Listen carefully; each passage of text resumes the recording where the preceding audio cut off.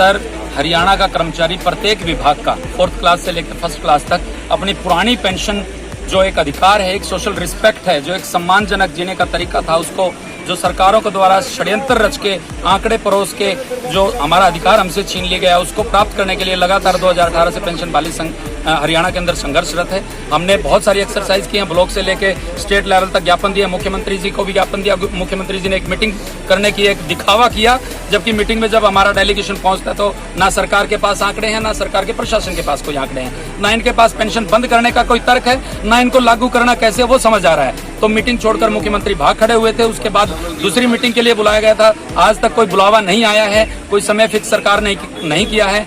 2024 में आम चुनाव होना है, उसको देखते हुए हमारे राज्य नेतृत्व के द्वारा 30 जाबाज साथियों ने 2 जून से नांगल चौधरी से लेकर के पंचकुला तक एक साइकिल यात्रा एकमात्र नारे के साथ कि वोट फॉर ओपीएस। 2024 के आम चुनाव में हरियाणा का प्रत्येक कर्मचारी इस बार वोट फॉर ओपीएस अपनी पुरानी पेंशन के लिए वोट करने वाला है। और इसी मुहिम को आम जनता तक पहुंचाने के लिए, हमारा जो पेंशन का मुद्दा है उसको आम जनता तक पहुंचाने के लिए पेंशन यात्रा निकाली गई। और वो पेंशन साइकिल संकल्प यात्रा जो थी, आज अपने 1380 किलोमीटर की दूरी तय करके सभी 22 के 22 जिलों से गुजरती हुई आज पंचकुला में पहुंचेगी।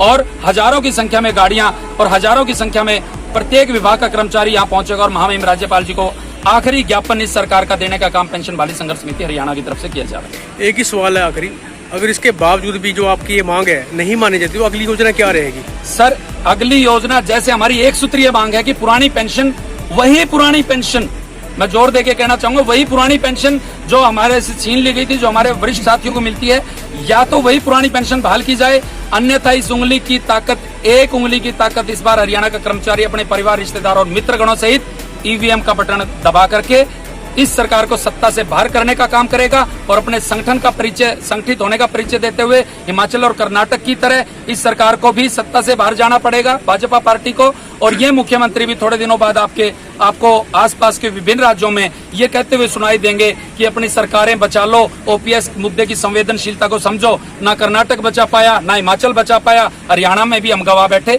ये आपको सुनने को मिलेगा बहुत जल्दी। पुलिस के तो पुख्ता प्रबंध है ही, जो इनको पीसफुल एजुकेशन के लिए ईरमार्क स्थान, जो धरना स्थल बोलते हैं इसको, सेक्टर 5 में यहाँ ऑलरेडी है ही।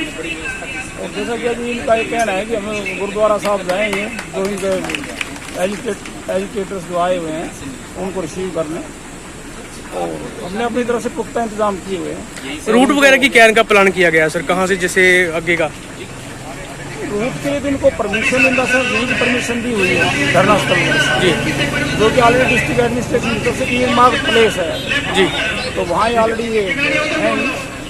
मौके पर पुलिस रिप्रेजेंटेशन कोई होगा इनका कॉम्पिटेंट अथॉरिटी तक, वहाँ से पूछ के इनके रिप्रेजेंटेटिव मिलवा दिया जाएगा। अगर वहाँ से बुलाते हैं इनको तो वहाँ से मिलवा दिया जाएगा। Thank you.